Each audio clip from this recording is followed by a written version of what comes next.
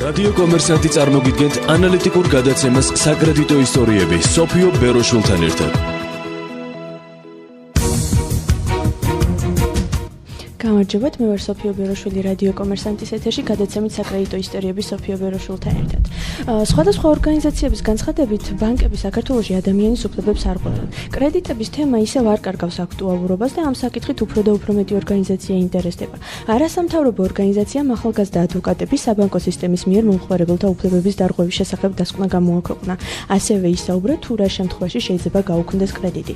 ამ და სხვა თემებზე დღევანდელ გადაცემაში ვისაუბრებთ ახალგაზრდა ადვოკატების ორგანიზაციის თანადამფუძნებელი და ხელმძღვანელ მარიკა არევაძესთან, რომელიც უკვე სატელეფონო ხაზზე ყავს, ხოლო პრობლემის აქტუალურობას და გამოსავლის გზების ძიებაზე ვისაუბრებთ ბატონ მამუკა ჩახრაძესთან, რომელიც გახლავთ დემოკრატიული მოძრაობა ერთიანი საქართველოს საფინანსო ეკონომიკური ჯგუფის ხელმძღვანელი. სატელეფონო ხაზზე ქალბატონი მარიკა ყავს. გამარჯობათ ქალბატონო მარიკა, დიდი მადლობა ჩართვისთვის. მოგესალმებით ჩვენს ხმალებს. ქალბატონო მარიკა, თქვენმა ორგანიზაციამ საბანკო სისტემის მიერ მომხმარებელთა უფლებების დარღვევის შესახებ დასკვნა გამოაქვეყნა, თუ შეიძლება მოგუყვებით ამ დასკვნის შესახებ? ჩვენმა ორგანიზაციამ რამდენიმე პრობლემური საკითხი აღმოაჩინა ბანკებთან და მოქალაქეებთან ურთიერთობის სფეროში. კერძოდ, ბანკების მხრიდან ხდება პერსონალური მონაცემების გაცემა კლიენტების თანხმობის გარეშე სხვადასხვა სუბიექტებისათვის. ეს პრობლემა იყო ძალიან მნიშვნელოვანი. ასევე არ ხდება მათი ბანკების კლიენტების ფანტაზმული მოთხოვნების ჩამოწერა დროული, მოთხოვნა, რომელიც კანონიერი არის ამ კონკრეტულ შემთხვევაში კლიენტის მოთხოვნა, რომ ფანტაზმული მოთხოვნა ჩამოეწეროს და აღარ მოხდეს მისი როგორც მიმდინარე კრედიტის დაფიქსირება, არ ხდება ამის შეცვლა. ასევე კიდევ არის რაღაც რიგი პრობლემებისა, რომელმაც თავი იჩინა ჩვენი მოკვლევის პერიოდში, თუმცა ახალგაზრდა ადვოკატები ასევე გეგმავთ, რომ მომავალში ჩავატაროთ მონიტორინგი ბანკებთან დაკავშირებით სხვადასხვა თემებზე და ესეთი პირველ კვლევას ასაც ჩავატარებთ, ეს იქნება პერსონალური მონაცემებთან დაკავშირებულ საკითხებთან მიმართებით. ერთ-ერთ ინტერვიუში თქვენ საუბრობდით კრედიტის გაუქმების შესაძლებლობაზე ამ თემასთან დაკავშირებით უფრო დეტალურად რომ ისაუბროთ და კონკრეტული მაგალითიც გქონდათ მოყვანილი, თუ შეიძლება ჩვენს მსმენელსაც რომ მოუყვეთ. კი ბატონო, როდესაც ბანკები ცეცხლთან დაკავშირებით მოქალაქეებთან შედიან სახელმწიფო ურთიერთობებში. სახელმწიფო ურთიერთობებზე სამოქალაქო კოდექსში დადგენილია კონკრეტული ხანდაზმულობის ვადა, რაც შეადგენს 3 წელს. მოთხოვნას უფლება, როდესაც ირღვევა, კრედიტის გადახდას აგვიანებს და ნაკის ვალდებულებას არ ასრულებს კლიენტი ამ შემთხვევაში. ბანკს შეუძლია, რომ ეს თანხა მოითხოვოს სასამართლო გზით თუ სხვა სამართლებრივი მექანიზმებით. თუ ამას არ განახორციელებს გადახდის დარღვევის დღიდან 3 წლის განმავლობაში, მაშინ ხანდაზმულობის მუხლი ამოქმედება და ეს კრედიტი რეალურად უკვე აღარ არსებობს. შესაბამისად, ბანკს კლიენტის მიმართ ეკარგება მოთხოვნის უფლება. დიახ, თქვენ კონკრეტული ისტორიასთან დაკავშირებით, საკრედიტო ისტორიასთან დაკავშირებით, რომელსაც თქვენ საუბრობდით, მოქალაქეს ჰქონდა საქართველოს ბანკთან ვალი, სადაც როგორც თქვენ აღნიშნეთ, ხანდაზმული იყო უკვე კრედიტი და როგორ ფიქრობთ თქვენ საქართველოს ბანკმა რატომ არ ჩამოწერა მისი დავალიანება, რა იყო ამის მიზეზი? საქართველოს ბანკმა რატომ არ გააკეთა აღნიშნული მე ვერ გეტყვით, იმიტომ რომ დღემდე ვერ ვსკებთ ამასთან დაკავშირებით ჩვენ პასუხს, არც ჩვენთან გამოდის საქართველოს ბანკი კომუნიკაციაზე და ჩვენ სხვადასხვა ორგანოებსაც მივმართავთ აღნიშნულ საკითხთან დაკავშირებით. ასევე ჩვენ მივმართეთ კრედიტ ინფო საქართველოს, წერილობით მოეწოდებინა ჩემი კლიენტის შესახებ მასთან არსებული მონაცემები და იყო თუ არა მოთხოვნა, ხანდაზმული მოთხოვნა ჩამოწერილი, თუმცა კრედიტ ინფო საქართველოს ჩვენთან ზეპირი განმარტების საფუძველზე დღემდე უკვე 2 კვირაა წვენით გასული ვერ ახერხებს წერილობით ინფორმაციის მოწოდებას, მარტივი მიზეზის გამო საქართველოს ბანკის მხრიდან არ ხდება მათთვის ინფორმაციის მიწოდება. შეცვლიან ეს მონაცემი უნდა იქნას ჩამოწერილი თუ არა, საქართველოს ბანკი ამ ინფორმაციას არ აწვდის კრედიტ ინფო საქართველოს და შესაბამისად ჩვენც ვერ ვგებულობთ პასუხს კრედიტ ინფოდან რა მდგომარეობს. რამდენად კანონიერია ეს ქმედება, როდესაც არ აწვდის ინფორმაციას კრედიტ ინფოს ბანკი მომხმარებლის შესახებ? თუ არის ეს კანონით გაწერილი? პრობლემა სხვა არის, ჩემს კლიენტს კონკრეტულად ამ кейსის მაგალითი არ მიუწია თანხმობა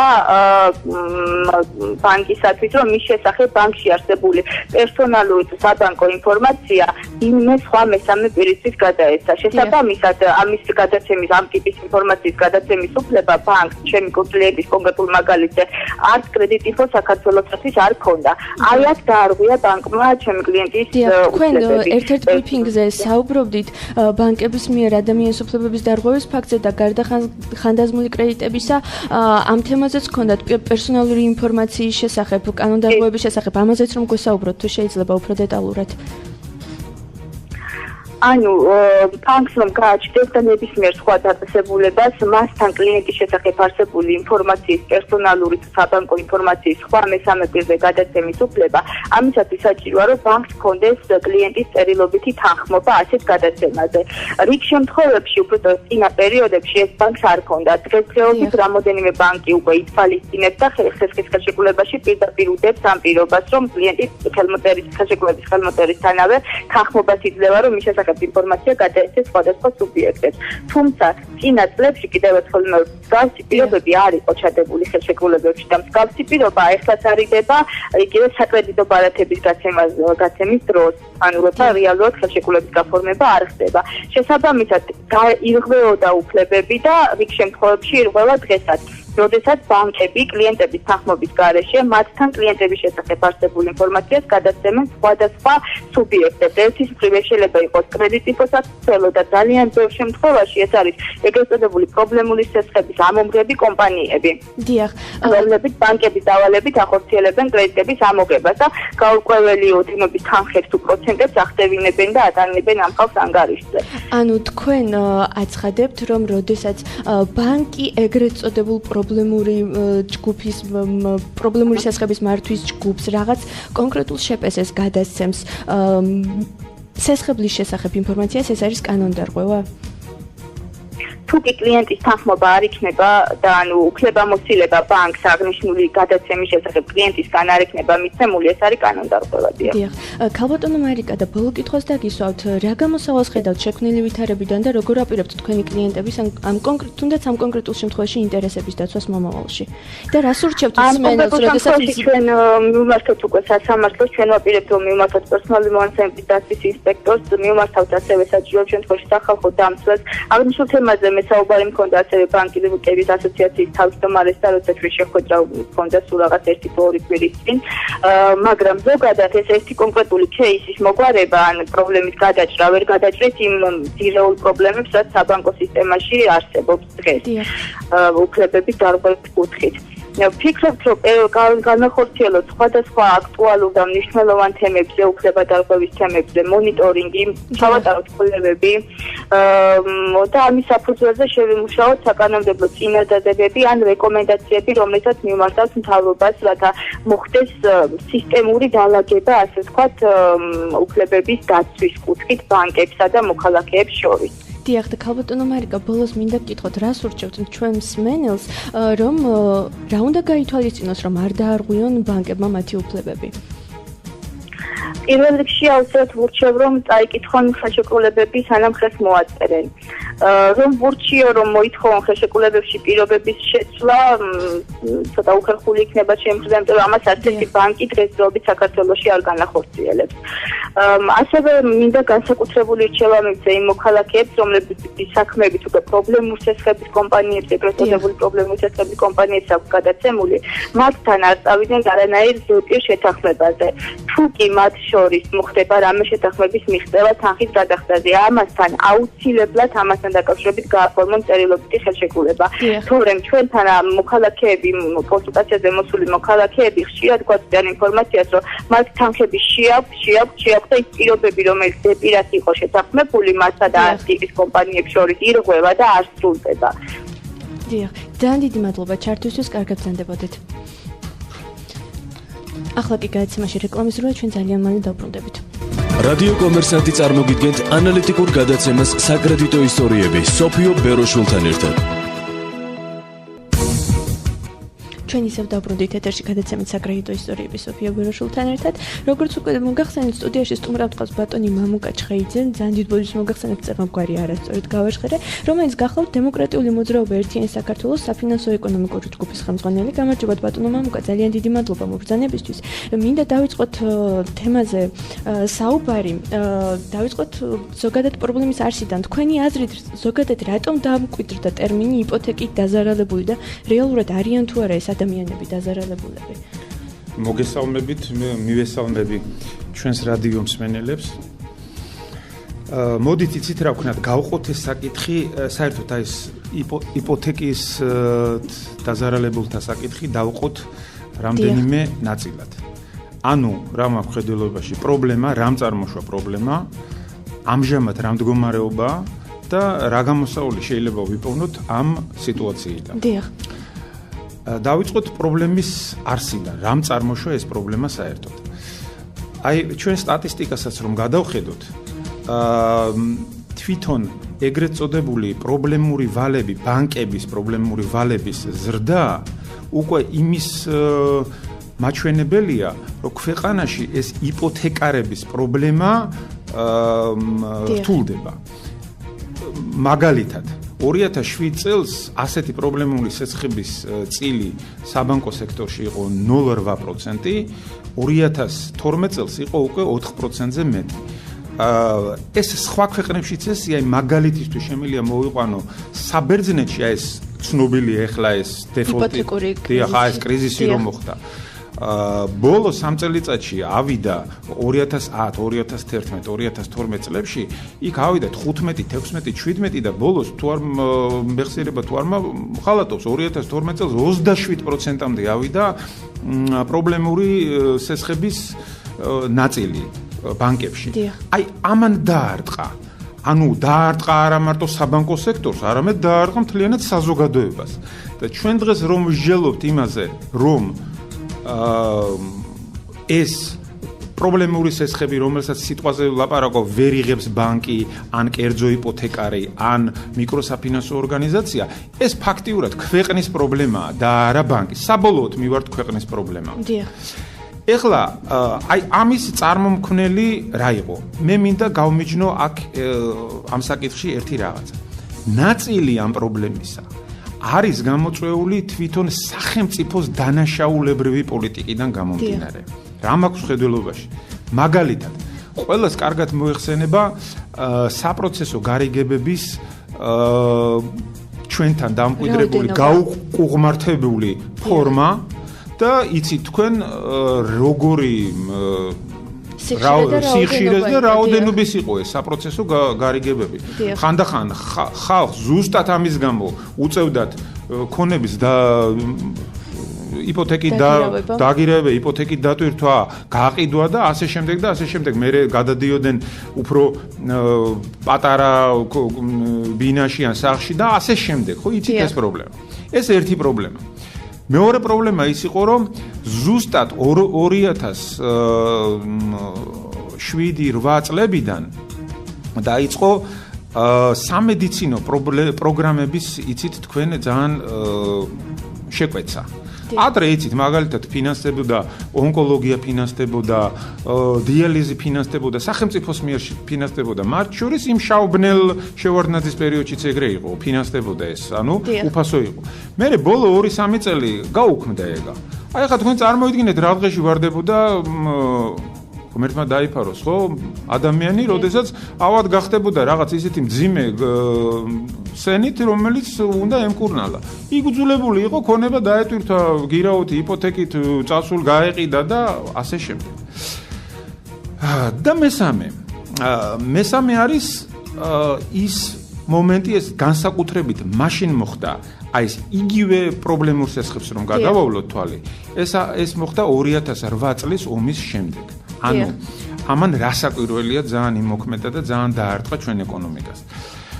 აი ეს არის ძირითადად ის დაუშვათ ის წარმომქმნელი რისკები, ის ფაქტორები უпроსორად, რომლებმაც აი ამ წლებში გამოიწვიეს დიდწილად, რასაკვირველია, გამოიწვიეს დღევანდელი პრობლემა. მე სხვათაშორის ამას წინათ მქონდა საუბარი ერთ-ერთ ქალბატონთან, რომელიც აჭარაში უდგას სათავეში ამ იპოთეკართა დაზარალებულთა ასოციაციის პრეზიდენტია, ქალბატონი ლილი მორჩაძე, რომელიც უდგას სათავეში აი ამ ესე ვთქვა, რა დავარქოთ, მოძრაობას თუ ორგანიზაციას. ქალბატონი ლილი ჩვენს ყავდა ჩართვით ერთ-ერთ გადაცემაში. დიახ. და ესე იგი მე გავისაუბრე რა მდგომარეობა ეხლა ისა მაინტერესებდა ეს საკითხი, იმიტომ რომ მე ეს დაუბრუნდებით ჩვენ პროგრამაშიც გვაქვს ეს საკითხი. ეს უფრო პროგრამის შესახებ უფრო დეტალურად შემდეგ კითხვაზე ვისაუბროთ, აი ქალბატონის შემთხვევას დავუბრუნდეთ. აი აჭარაში ეხლა რა ხდება? ნუ მისი მონაცემებით მთლიანად აჭარაში ამ ასოციაციას მიმართა დაახლოებით 700 ადამიანმა. დიახ. საიდანაც 400 არის დაახლოებით 400-მდეა ქობულეთის მაცხოვრებელი და 300 დანარჩენი აჭარის მაცხოვრებელი. იცით, თქვენ ახ ქობულეთში იყო ეს ანუ ფაქტიურად საკურორტო ზონა არის, იქ ძირითადად აიღეს აი კერძო სასტუმროების გასარემონტებლად და მოსაწყობად. მე ყოფილი პრეზიდენტის მოწოდების შემდეგ რომ უნდა განვითარებულიყო და აყოლებულიყო საკურორტო ბიზნესი. დიახ, სინგაპური და ასე შემდეგ. დიახ. და აი ჩავარდნენ ასეთ მდგომარეობაში. ხო და მან გითხრა ესეთი რაღაცა რომ ქობულეთში ამჟამად შემუშავებული არის პროგრამა რომელიც ფინანსდება ადგილობრივ აჭარის ბიუჯეტიდან დიახ სუბსიდირება ხდება სუბსიდირება ხდება მოხდა ამ ხელშეკრულებების გადაფორმება 15%-იანი სესხი არის 3 წლიანია სადაც 12% იხდის ბიუჯეტის 3% იხდის ის თვითონ ის მევალე მაგრამ ხო აი რაღაცა გამოსავალი ქუთაისში რაღაცა გამოსავალი მონახეს ეხლა როგორ წარიმართება იქ მაგხრივ სიტუაცია და რაღაცა ეს მაგას გავინახავ ჩვენ თემაზე გქონდა ბოდიში ჯაგეჭრებით ერთ-ერთ გადაცემაში საკმაოდ ვრცლად მთელი გადაცემა აჭარის მაგალითისთვის მიძღვნილი როდესაც გამოცხადდა რომ სახელმწიფო ბიუჯეტიდან სუბსიდირების ხარჯზე მოხდებოდა მევალეებისთვის და იპოთეკარებისთვის დახმარება ერთ-ერთ ჩართვაში ყავდა კიდევ არასამთავრობო ორგანიზაცია ქობულეთის წარმომადგენელი რომელმაც განგვიცხადა რომ ეს არის ძალიან კაბალური ხელშეკრულება და 3 წლის მერე 15%-იანი სესხი უნდა გამხდარიყო 40%-იანი. ნუ ეს შემდეგ როგორ წარიმართა მოლაპარაკებები საბოლოო ჯამში რა შედეგამდე მივიდა სამწუხაროდ მე აღარ მიმიდევნებია თვალყური და აუცილებლად მივადევნებ ამ თემასაც თვალყურს შემდეგი გადაცემისთვის გადავამოწმებ რა ინფორმაცია არის მაგრამ ყოველ შემთხვევაში ასეთი განცხადება იყო რომ 3 წლის შემდეგ ეს ადამიანები თუ ვერ მოახერხებდნენ ამ 3 წლის განმავლობაში ვალის დაფარვას შემდეგ უარეს დღეში ვარდებოდნენ რეალურად ნახოთ როგორ განვითარდება ამ თემაზე მოვლენები, მაგრამ ყოველ შემთხვევაში ამ ადამიანებს 3 წლის განმავლობაში ამოსუნთქვის საშუალება რო აქვთ, ჩემი აზრით ძალიან კარგია. ხო, მეც ესე მგონია. და ნახოთ. აქ კიდე ერთი მომენტია. თქვენ იცით რომ საქართველოში არის ძალიან მაღალი დოლარიზაციის საერთოდ ბანკებში დოლარიზაციის პროცენტი ძალიან მაღალია. და გამომდინარე მასკედან სესხების გაცემაც საერთოდ ძირითადში დოლარებში ხდება. აი ახლა მაგალითად სულ ერთი თვის ამბავია, ხო? ნახეთ თქვენ რა მოუვიდა ლარს. ანუ 165-დან 173-მდე ავიდა. უფრო დიდი ვარდნა იყო, იგივე აი 2008 წლის 5 დღეში მაშინ 154-დან 165-მდე ავიდა ეს აგვისტოში დოლარის კურსი. 2008 წელს მსოფლიო კრიზისი შეეხო ყველას, მაგრამ ეს პრეცედენტი იყო ქართულ ბანკებს ძირითადად მათ კრიზისი არ შეხებიათ. ძალიან კაი კითხვა.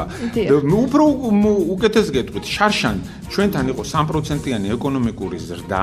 დიახ. იცით რა მდგომა თელმა საქართველოს მიცის და თელმა თბილისს მაიცის რა მდგომარეობა იყო საერთოდ საქართველოში და ეხლა რა ჯერ კიდევ ეხლა რა მდგომარეობა საქართველოში ეკონომიკური ზრდის, საერთოდ ეკონომიკური აქტივების და ასე შემდეგ ამ მდგომარეობით შარშან ბანკებმა მოგება დაამთავრეს 400 მილიონის მოგებით. უპრეცედენტო მოგება იყო ამის შესახებ საუბრები. ხო, იმიტომ რომ საქართველოში მე მინდა აღნიშნო რომ საქართველოში საშუალო საპროცენტო განაკვეთი არის მსოფლიოში ერთ-ერთი ყველაზე მაღალი. მე-11 ადგილზე ვართ მაგით. და პოსტსაბჭოთა სივრცეში ვართ მეორე ადგილზე.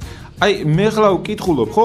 ეხლა ჩვენს წინა პრეზიდენტს უყვარდა რანკინგები. აი აქ პირველ ადგილზე ვართ, აქ პირველ ადგილზე ვართ, აქ მესამეზე ვართ.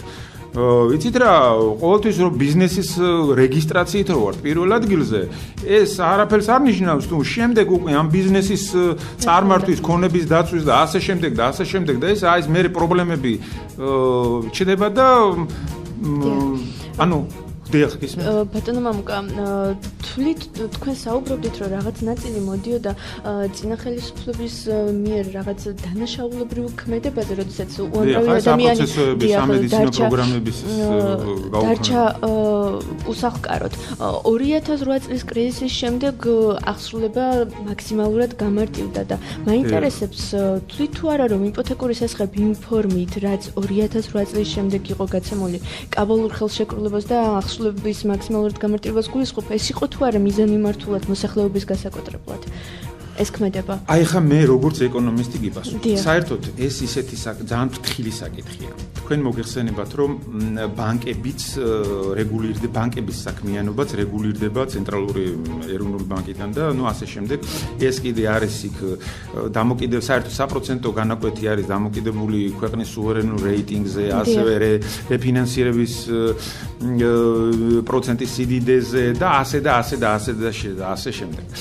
ხო, აქედან გამომდინარე, ამას ეროვნულ ბანკს აქვს კონტროლის მექანიზმები და ეს ალბათ კარგია და უნდა იყოს, იმიტომ რომ სხვანაირად ჩვენ იგივე დეპოზიტზე რო შეგვაქვს და რაღაცას რომ ბანკისგან ვიღებთ და ისა უფრო გახსოვთ თქვენ ხო 90-იანი წლების შუახანები და ეს 300%-იანი საბანკო პროცენტები და მე ხალხი რო წავიდა საზღვარგარეთ გაიქცა.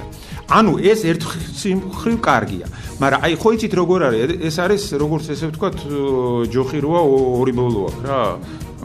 ანუ თუ გავამკაცრებთ ამას, დაზარალდება ბიზნესი. დიახ. თუ უფრო ლიბერალურს გავხდით, დაზარალდება ვინც იღებს ამ სელს. ანუ აქ რაღაცა აი ეს ოქროს შუალედი უნდა იყოს, ჩემის აზრით რა უნდა გაკეთდეს? აი რა არის გამოსავალი ამ ყველაფრიდან? თქვენი ხედვა.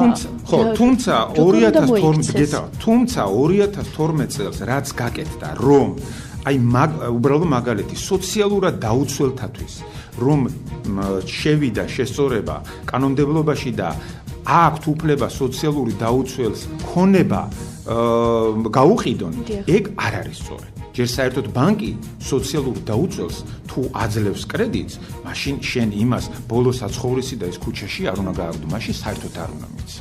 გასაგებია მესმის გამოსავალს რა შეიძლება? გამოსავალი, აი ხა იცით რა, მზა რეცეპტი ამ შემთხვევაში არ არის, მაგრამ მე ვთვლი, ჩვენი პარტია თვლის, რომ ჯერ ეს ერთი უნდა შეიქმნას ეს საკითხი უნდა შეისწავლოს, რაღაც უნდა არსებობდეს კომისია, ანუ რაც მე ვთქვი, სახელმწიფოს მიერ გატარებული პოლიტიკით არის დაზარალებული თუ ეხა მე და თქვენ მე გასესხეთ 10,000 ბინა ჩაგადებინეთ და მე თქვენ კეთილსინდისიერ გამოსხებელს ანუ სადაც სახელმწიფოს მიერ დანაშაული იკვეთება, ესე ვთქვათ რა, დანაშაული ცუდი საქმე, ესე ვთქვათ. იქ რასაკვირველია სახელმწიფომ სოლიდარული პასუხისმგებლობა უნდა იგოს. როს რაღაც ნაწილში, ხოლო თლიანად კი არა. აი რაც მაგალითად აჭარაში გაკეთდა, ხო? უყურეთ რა ხდება, თლიანად ხო არ უფარავს ის უფარავს 3%-ს თუ იხდის ის. ეხლა დაინტერესებულია რომ ის დაფაროს. მაგის გარდა ჩვენ მიგვაჩნია რომ აი ჩვენი პარტიის პოზიცია რომ ბანკებისთვის ერთადერთი საცხოვრების გასხვისების აკრძალვაზე არასრულწლოვანი და ქმედუნარო წევრების წილის გამოყოფა უნდა მოხდეს აუცილებლად. ანუ არ უნდა დავტოვოთ, რაღაცა ყადაღდება, რაღაცას უყიდით, მაგრამ რაღაცა უნდა დარჩეს ქუჩაში, არ უნდა დარჩეს თავშესაფარი უნდა კონდეს. წინასწარ გაითვალოს ბანკმა და იმ ხელას ესხი მიცეს, ისე დატვირთოს იპოთეკით. მეორე მიგვაჩნია რომ ასეთ შემთხვევებში როგორც სახელმწიფოს დანაშაული თუ იკვეთება, ხო, შეიძლება იმაზეც ფიქრი, რომ მორატორიუმი გამოვაცხადოთ, რაცა შეჩერდეს გამოსახლება ბანკებთან და კერძო სესხებლებთან შეთანხმების მიღწევამდე. ეგეც მე მგონი უნდა გაკეთდეს, არ გაუჭირდება სახელმწიფომ მაგით მოინდომა. და ну საბანკო პროცენტებზე კიდე გითხარით რომ ჩვენთან რაღაც ფანტასტიკური საბანკო პროცენტებია და თქვენი აი როგორც ეკონომისტის აზრი მაინტერესებს, რა დონეზე შეიძლება 3% განაკვეთი რომ დაიწიოს? რისი საშუალება გვაქვს? საქართველოს ხო აი ხო გითხარით, საიდან დავიწყეთ ახლა. საქართველოს რეიტინგი თუ არ ვწდები BB-ია ახლა ამ წუთში, რამდენიმე თვის წინ ეგრე იყო. ანუ ყველაფერზეა დამოკიდებული ჩვენი ბანკების ანუ ეს. იმიტომ სწორედ კითხავს, რისი საშუალება გვაქვს? მაგრამ აი თქვენც ხომ მიცით, რომ სხვადასხვა ბანკებს სხვადასხვა პროცენტები აქვს საქართველოში, ხო? კი, ეგ საწესდებო კაპიტალზეც არის დამოკიდებული ყველაფერზე, მაგრამ აი როდესაც ბანკი გაჩანაგებულ ეკონომიკის ქვეყანაში სტაგნაციის ყოფ მდგომარეობაში ქვეყანაში, სადაც 3%-ით იზრდება ისა, რა ქვია იმას, ეკონომიკური ზრდა არის და 400 მილიონით ამთავრებს და როდესაც საქართველოს ბანკის გენერალურ პრეზიდენტ საქართველოს ბანკის პრეზიდენტს როდესაც დღიურად 13000 დღიურად შემოსავალს იღებს, ხო? ნუ იქნება ეგ 4 სტატისტიკა. არა, ცნობილი ფაქტია, ხო? ანუ რისი თქმა მინდა, ცით რაღაც სოლიდარული უნდა იყოს სახელმწიფო, თორემ მე ხლა იმას, რა ქვია, იმას კი არ მოუწოდებ, რომ მის, რა ქვია, სოციალიზმი ავაშენოთ და ის, მაგრამ აი სოლიდარული უნდა იყოს სახელმწიფო. საბაზრო ეკონომიკა არსებობს ინდური და საბაზრო ეკონომიკა არსებობს გერმანული და შვედური. ჩვენ ვაშენებთ ინდურ კაპიტალიზმს. აი ამაშია პრობლემა. გადაცემაში რეკლამისურად ჩვენ ძალიან მალე დაბრუნდებით. რადიო კომერსანტი წარმოგიდგენთ ანალიტიკურ გადაცემას საკრედიტო ისტორიები სოფიო ბეროშულთან ერთად. ჩვენ ისევ დაბრუნდით ეთერში გადაცემით საკრედიტო ისტორიები სოფიო ბეროშულთან ერთად და ძალიან საინტერესო თემაზე გავჩერდით ბატონ მამუკასთან საუბრისას. ბატონო მამუკა, ასე ჩვენ მსმენელს ვეტყვი, რომ პირადი საუბრისას ბატონ მამუკამ მითხრა, რომ 14 წლის განმავლობაში მუშაობდა კონტროლის პალატაში და ძალიან ბევრ საინტერესო ფაქტს შესწრები ხარ. თუ შეიძლება ამის შესახებაც რომ მოუყვეთ ჩვენს მსმენელებს. ნამდვილად ეგრეა და იცით რა შესაძლოა. მე მინდა მე გაკვირვებული ვარ, რაც ხდება დღეს. საერთოდ ამ დაწყებული სამართლიანობის აღდგენის კუთხით და მე ამას უყურებ არა იურიდიული თვალსაზრისით, არამედ ეკონომიური თვალსაზრისით სამართლიანობის აღდგენის კუთხით არაფერი რო არ გეთება. ჩვენს პერიოდში ძალიან ბევრი მასალა არის გადაგზავნილი პროკურატურაში, რომელზეც არის სისხლის სამართლის საქმეები აღძრული, მათ შორის იმ პიროვნებებზე, რომლებიც დღეს ძალიან ხმამაღლა ლაპარაკობენ ისა ეთერებში და ასე ვთქვათ პოპულარული ხალხია, მაგრამ რატომღაც გამოეკიდნენ ისეთ საქმეებს, რომელსაც შემდეგ ბოლომდე ვერ მიყავთ. შუა იმაში პროცესში საქმე ეშლებათ. სასამართლო უშვებს იმიტომ, რომ არაპროფესიონალიზმია და არაკვალიფიკაცია არ ყოფნის იქ პროკურორი იქნება თუ ბრალდებელი ვინც არის და ამ დროს პროკურატურაში ინახება სისხლის სამართლის საქმეები აღძრული უკვე, რომლებიც თაროზეა შემოდებული ძველი ხელისუფლების მიერ, ესე ვთქვათ, ადეიშვილის მიერ და არავინ კაციშვილი არ დაინტერესებულა. მე ამას ვხსნი ესე, რომ როგორ ჩანს ამჟამინდელ ხელისუფლებას აინტერესებს მხოლოდ ერთი რამე.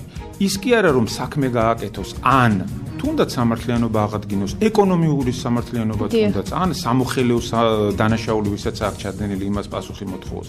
არამედ თავი მოიწონოს გვარდასახელს არ დავასახელებო კოლმეურნეობის თავმჯდომარე და ეხლა ჩვენი სიტყვაზე ძველი ამათი არ გაკეთებული მასალებით ისინი თავს ვერ მოიწონიან, ხო? ბუნებრივია. თუ შეიძლება რომ გითხრათ კონკრეტულად რომელ ადამიანებზე არის ეს საქმეები გადაგზავნილი?